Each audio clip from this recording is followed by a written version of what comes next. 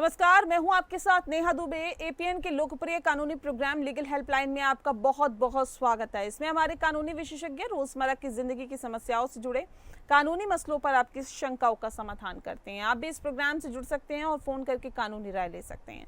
आज हम आपको बताएंगे बाल विवाह प्रतिषेध कानून के बारे में, और इस विषय पर तफसील से जानकारी, विस्तार से जानकारी देने के लिए हमारे साथ मौजूद है सीनियर अधिवक्ता और कानून की जानकार परमानंद पांडे जी। परमानंद जी, बहुत बहुत स्वागत है आपका। जी, तो परमानंद पांडे जी आपको विस्तार से जानकारी देंगे और आपको बताएंगे बाल विवाह प्रतिषेध कानून के बारे में। लेकिन अगर आप भी इस खास कार्यक्रम के माध्यम से हमसे जुड़ना चाहते हैं तो आपको नंबर्स दिखा देते हैं। नंबर्स पर कॉल करके आप इस विशेष कार्यक्रम का हिस्सा बन सकते हैं।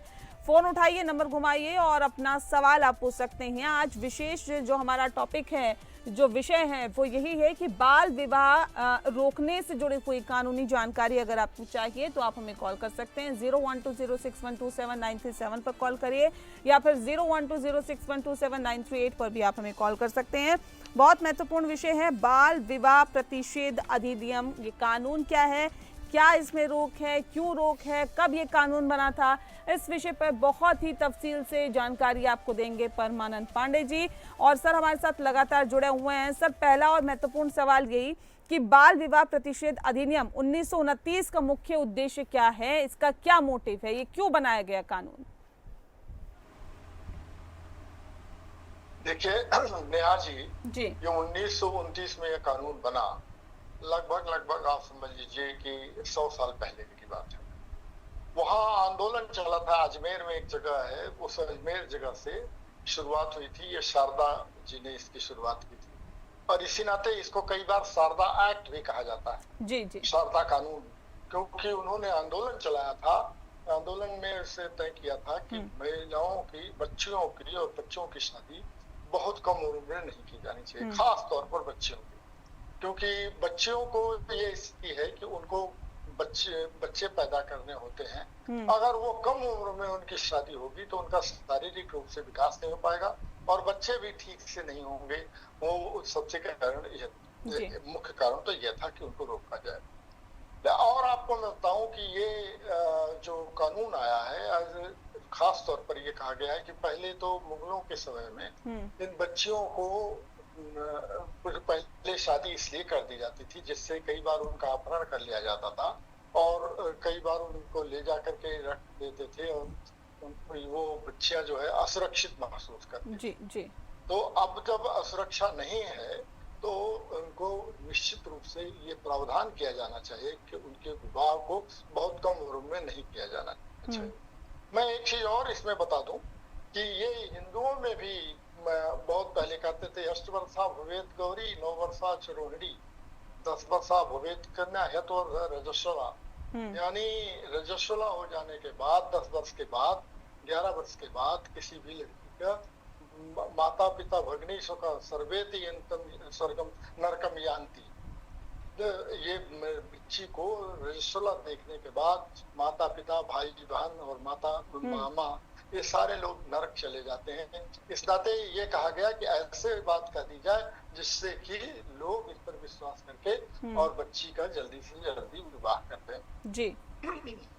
अब ये तो 1929 में एक्ट बना। हाँ। उसके बाद इसमें कई बार संशोधन हुए हैं, लेकिन मुख्य संशोधन 2006 में हुआ है। वो पीएमसी एक्ट हुआ, यानी वो उस पर प्रिवेंशन हुआ है, एक तरह का रोक लगा दी गई। यही उसका उद्देश्य रहा, यही इसके पीछे आप सोचिए कि इतिहास रहा है कि क्यों और किस लिए। मुख्य रूप से ये कि बच्चियों के स्वास्थ्य पर ध्यान दिया जाना चाहिए। वैसे तो बच्चों के भी अगर आप 15 साल में, 14 साल में शादी कर दें तो वो किस ढंग से मानसिक रूप से विकसित होगी, किस ढंग से पढ़ाई करेंगे और कैसा अपना करियर बनाएंगे, ये सब चीजें इस चीज को ध्यान में रख करके इस एक्ट को बनाया गया है। जी, ठीक है सर। इस अधिनियम के अनुसार बाल विवाह की क्या परिभाषा कही जा सकती है? देखिए, इसकी मुख्य परिभाषा तो यही कही जा सकती है कि जो अब पहले तो जब ये एक्ट बना था तो उसमें कहा गया था कि बच्चियों की उम्र जो है 14 साल होनी चाहिए और बच्चों की उम्र जो है 18 साल होनी चाहिए। इसको बढ़ा करके 1978 में कर दिया गया कि बच्चियों की उम्र 15 साल कर दी जाए और उसकी उम्र 18 साल कर रखी जाए। लेकिन 2006 में जो कानून में संशोधन हुआ उसमें अब बच्चियों की उम्र जो है 18 साल कर दी गई है और बच्चों की उम्र 21 साल कर दी गई। यानी 21 साल से पहले अगर कोई बच्चा शादी करता है पुरुष तो वह अवैध माना जाएगा, वो गलत माना जाएगा। और 18 साल से कम उम्र की शादी कोई बच्ची करती है तो वह अवैध मानी। वास्तव में उस समय उस स्थिति में वो निर्णय लेने की हालत में नहीं होते हैं। निर्णय लेने की हालत में उनके माँ बाप यही लोग होते हैं जिम्मेदार। इसी नाते कानून में प्रावधान किया गया है कि अगर माँ बाप इस शादी को बढ़ावा देते हैं या उनके रिश्तेदार इस चीज को बढ़ावा देते हैं तो उनके खिलाफ कानूनी रूप से कार्रवाई की जानी चाहिए, जिससे बच्चों का और बच्चियों का दोनों का हित रक्षण किया जा सके। ये मुख्य उद्देश्य है इसका। जी सर, ये बताइए कि अधिनियम के तहत लड़के और लड़की के लिए विवाह की न्यूनतम आयु क्या निर्धारित की गई?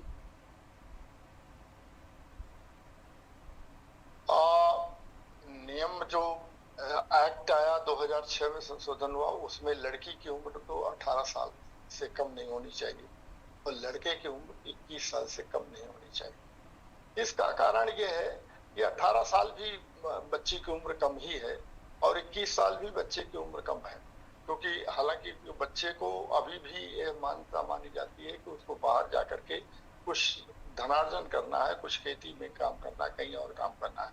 लेकिन लड़के को मान लीजिए 18 साल से कम उम्र की होगी तो वो पूरी तरह से शारीरिक रूप से विकसित नहीं हो पाएगी, उसकी शिक्षा दीक्षा ठीक से नहीं हो पाएगी और वो उसकी शिक्षा दीक्षा नहीं होगी तो और कोई काम वो कायदे से कर नहीं पाएगी। आप देखते होंगे कि बहुत सारे बच्चियों के और बच्चों की अगर कम उम्र में शादी हो जाती है तो स्कूल ड्रॉप आउट जिनको बोलते हैं, कहते हैं कि उनकी पढ़ाई छूट गई है और वो घर में बैठे और घर में बैठेंगे, पढ़ाई छूट गई तो निश्चित रूप से वो समाज के लिए कोई फायदेमंद नहीं होंगे, लाभ करने होंगे। इस नाते उनको इस उम्र में शादी कर देने से कहा जाता है कि आप उनकी उम्र बढ़ाई की इस ढंग से बढ़ा दीजिए जिससे वो पढ़ लिख सकें, समाज के में अपनी जिम्मेदारी समझ सकें और अच्छा काम कर सकें। इसी नाते इसको उम्र को 21 साल लड़कों की और 18 साल लड़कियों की दी गई। ठीक है सर, ये बाल विवाह को रोकने के लिए इस अधिनियम में क्या बदलाव किए गए? देखिए, इस अधिनियम में खास तौर पर यह बदलाव किया गया 2006 के बाद कि अब एक नोडल अधिकारी जिला कलेक्टर होता है और बाल विवाह को रोकने के लिए एक हर राज्य में अधिकारी होता है जो इस चीज को जाएगा। लेकिन केवल उनका काम दंड देना नहीं होता है। ठीक है, मान लीजिए 18 साल के 21 साल की उम्र में किसी तरह से बच्चे अगर मान लीजिए उनकी शादी हो गई है तो आप दंड देंगे या उनको समाज में अच्छा नागरिक बनाने की कोशिश करें। इस नाते उनको कायदे से ये रखा जाएगा कि जिससे वो पढ़ाई लिखाई तो कर ही सके, वो उसके साथ उनको कुछ इस ढंग का मदद दी जानी चाहिए जिससे वो अपने पैरों पर खड़ा हो सके। ये उसका खास उद्देश्य रह गया है कि जिससे उनको उनके पैरों पर खड़ा कर सकें और वो आगे बढ़ करके समाज के हित में काम कर सकें, अपने बच्चों की पढ़ाई लिखाई ठीक से करा सकें, अपने भी अपने पैरों पर खड़े होकर के काम कर सकें। तो यही समाज का भला होगा। ये इससे उनका तो भला होगा ही, समाज का भी पूरा भला होगा। जी जी जी जी, ये इसमें बदलाव किया गया। बाल विवाह के नियमों में अभियोजन कैसे शुरू किया जा सकता है? अभियोजन देखिए, अब देखिए अभी तो क्या हुआ है, सुप्रीम कोर्ट का एक अभी लेटेस्ट फैसला कल या परसों में आपने देखा होगा, जस्टिस ओका उस फैसले को देने जिस दिन दिया उसी दिन रिटायर हो गए। उसमें उन्होंने कहा कि एक लड़के ने एक मतलब अल्पवयस्क लड़की के साथ बलात्कार किया और बलात्कार के दौरान ही उसके बच्चा हो गया और बच्चे के बाद वो लड़की कहने लगी कि नहीं, मैं नहीं चाहती हूँ कि अब इस व्यक्ति को कोई सजा दी जाए क्योंकि मेरा कोई देखभाल करने वाला नहीं रह गया है और ये व्यक्ति अब आएगा तो मेरे साथ रहेगा और इस बच्चे की देखभाल होगी और मेरा। तो अभी भी यही खास तौर पर रखा गया कि बाल विवाह में मान लीजिए अगर हो जाता है तो सबसे जरूरी चीज है कि उनका आप संघ की व्यवस्था करा सकें कि जिससे कि वो आगे बढ़ करके अपने पैरों पर खड़ा हो सके। ये उसका उद्देश्य होता है। ये उसका दंड करना ही, केवल दंडित करना ही उद्देश्य नहीं होता, लेकिन दंडित करना भी उद्देश्य है। जिन लोगों ने उकसा करके बच्चे और बच्चियों की शादी करा दी है जो अल्पवयस्क हैं, तो उनके प्रति कानून में प्रावधान है कि उनको आप समझिए कि 15 दिन की सजा हो सकती है और जुर्माना हो सकता है, और जुर्माना के साथ साथ सजा दोनों काम हो सकता है, जिससे कि वो इस चीज से बाद में हतोत्साहित रहे और ऐसा काम ना होने दें। जी जी जी जी ठीक है। परमानंद पांडे जी, आप बने रहिए हमारे साथ, आगे भी आपसे जानकारी लेंगे और बहुत ही विस्तार से हमारे दर्शकों तक बाल विवाह के बारे में। आप देख रहे हैं लीगल हेल्पलाइन, और आज दरअसल हम बात कर रहे हैं बाल विवाह के बारे में। बता दें आपको कि बाल विवाह के बारे में बहुत ही विस्तार से जानकारी दे रहे हैं परमानंद पांडे जी। ब्रेक पे जाने से पहले हमने बहुत सारे सवाल उनसे पूछे, उन्होंने बहुत ही बेहतर तरीके से आपको डिटेल में जानकारी दी, और इसी जानकारी को और आगे बढ़ाते हुए बहुत सारे सवाल ऐसे हैं जो परमानंद पांडे जी बताएंगे उन सवालों का जवाब। और हम चाहते हैं इस खास कार्यक्रम के जरिए वो कानूनी जानकारी आप लोगों तक पहुंचे जिसका वाकई जनता में अभाव है। उन जानकारी को हम इस खास कार्यक्रम के माध्यम से आप तक पहुंचाने की कोशिश करते हैं। परमानंद पांडे जी हमारे साथ जुड़े हुए हैं। सर, ये बताएं कि अधिनियम में उल्लंघन पर दंड निर्धारित क्या किया गया है, कितने दंड का प्रावधान है? देखिए, कोई भी कानून नेहा जी अगर बनता है और उसमें अगर दंड का प्रावधान नहीं होता तो लोग उसका पालन नहीं करते। बिल्कुल। सबसे जरूरी चीज तो ये है कि ये इस दंड के कारण ही लोग इस चीज को समझने लगे हैं कि हम अगर इसका अनुपालन ठीक से नहीं करेंगे तो हमको दंडित होना पड़ेगा। हाँ। इस नाते इसमें बहुत ज्यादा दंड की व्यवस्था नहीं की गई है। ये किया गया है कि उनको कम से 15 दिन की सजा हो जाए और उसके साथ जुर्माना किया जाए, और अगर ये मान लीजिए इसका ठीक से अनुपालन नहीं होता है तो ये दोनों की भी व्यवस्था की गई, जिससे दोनों की व्यवस्था दंडित करना पड़ता है। लेकिन मान लीजिए उनके ऊपर जुर्माना कर दिया जाता है और वो इस स्थिति में सकते और जेल भी उनको अगर हो जाती है, इस स्थिति में नहीं रहते हैं कि वो उनका परिवार का भरण पोषण हो जाए, तो इसी नाते इस कानून को लागू कराने में ह्यूमैनिटेरियन अप्रोच ज्यादा किए जाते हैं। हाँ। आपके मानवीय चीज को ध्यान में रखा जाता है, ना कि इस पर दंड पर जोर दिया गया है। दंड इसका खास मुद्दा नहीं है। मुद्दा खास ये है कि आपका मानवीय अप्रोच इसमें मानो ह्यूमैनिटेरियन अप्रोच होनी चाहिए, और आपको ये जागरूक बनाया जाना चाहिए कि ऐसा करने से नुकसान होगा। मान लीजिए अगर भाई 20 साल में 19 साल में कोई लड़का जो है शादी करके और बाप बन जाता है, तो किस ढंग से अपने बच्चे का लालन पालन करेगा? अगर कोई बच्ची 15, 16, 17 साल में अगर माँ बन जाती है तो निश्चित रूप से उस माँ का विकास नहीं हो पाएगा और उस बच्चे का भी ठीक से विकास नहीं हो पाएगा। तो ये आप समझिए समाज पर बहुत बड़ा बोझ होगा। कई बार देखा होगा आपने कि जो प्रीनेटल चाइल्ड होते हैं, बच्चे ऐसे हो जाते हैं कि उनके जन्मते ही वो मर जाते हैं। तो ऐसी चीजों को, ऐसी बीमारियों से रोकने के लिए आवश्यक है कि माँ और बाप के स्वास्थ्य पर ध्यान रखा जाए, और ये स्वास्थ्य पर ध्यान तभी रखा जाएगा जब उनकी एक उम्र एक सीमा पार करके हो और बच्चे तब पैदा हो।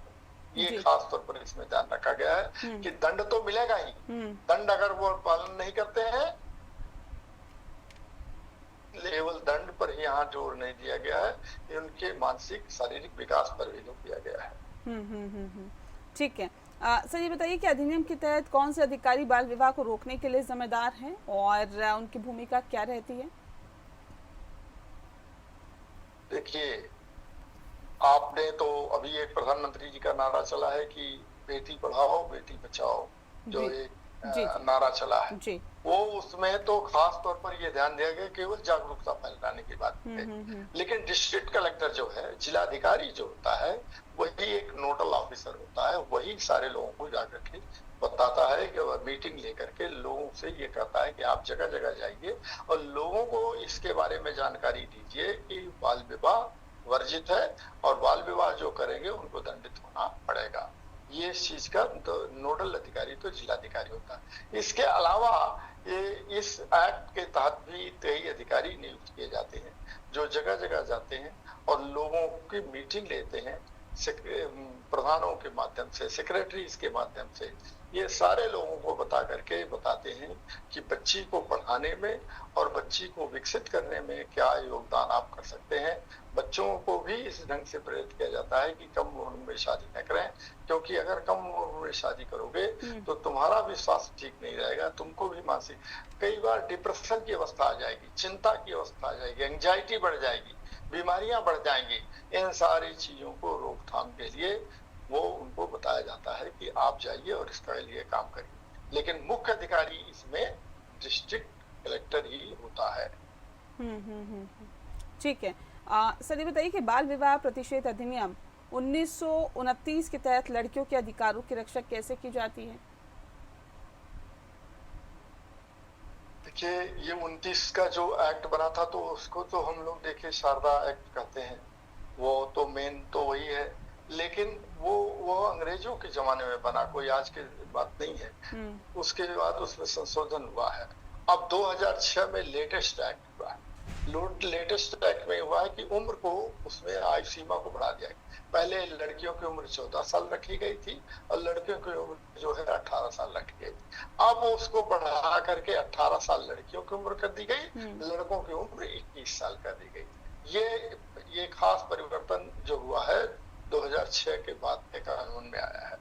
और इस कानून का आप इस चीज को मान के चलिए कि इस कानून का उद्देश्य है कि उनके मानसिक शारीरिक स्वास्थ्य को ठीक से रखा जाए। वरना कई बार ये होता है कि एंजाइटी, डिप्रेशन, तमाम तरह की बीमारियां फैल जाती हैं और फिर समाज पर वो बोझ बन जाते हैं। और ऐसी स्थिति में आप देखेंगे कि तमाम लड़के लड़कियां जो है कई बार आत्महत्या की स्थिति में आ जाते हैं, आत्महत्या कर लेते हैं। तो सबसे जरूरी चीज है कि उनको इसके प्रति सतर्क किया जाए कि बाल विवाह खराब चीज है। आज भी बहुत सारे जगहों पर आदिवासी समाज में या गांव में बहुत सारे लोग कहते हैं कि हमने लड़की की शादी कर दी तो समझ लीजिए गंगा नहा लिया। ऐसे बात सोच करके लोग इस ढंग का काम करते हैं कि वो लड़की की शादी जल्दी से जल्दी कर देते हैं। लेकिन वास्तविकता ये है कि उनको ये बताने की जरूरत है, उनके माँ बाप को ये बताने की जरूरत है कि ऐसा करना जो है ये समाज पर बोझ होगा, वो लड़की के साथ अन्याय होगा और लड़के के साथ भी अन्याय होगा। इस चीज को ध्यान में रखा गया है। जी, ठीक है। बहुत शुक्रिया आपका परमानंद पांडे जी, आपने बहुत ही विस्तार से जानकारी हमारे दर्शकों को दी और बहुत ही विस्तार से बाल विवाह प्रतिषेध अधिनियम के बारे में जानकारी दी। इसके लिए आपका बहुत बहुत शुक्रिया। इसी के साथ लीगल हेल्पलाइन में फ़िलहाल के लिए इतना ही। मुझे दीजिए इजाज़त। नमस्कार।